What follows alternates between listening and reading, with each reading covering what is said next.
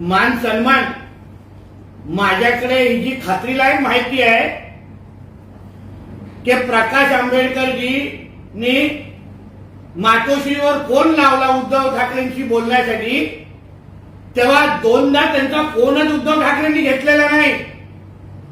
म्हणजे उद्धव ठाकरेंची जी जुनी सवय आहे लोकांचा अपमान करण्याचा, तोच अपमान डॉक्टर बाबासाहेब आंबेडकरांच्या घरच्या व्यक्तीचा या उद्धव ठाकरेंनी केलेला असं आमच्याकडे माहिती आहे.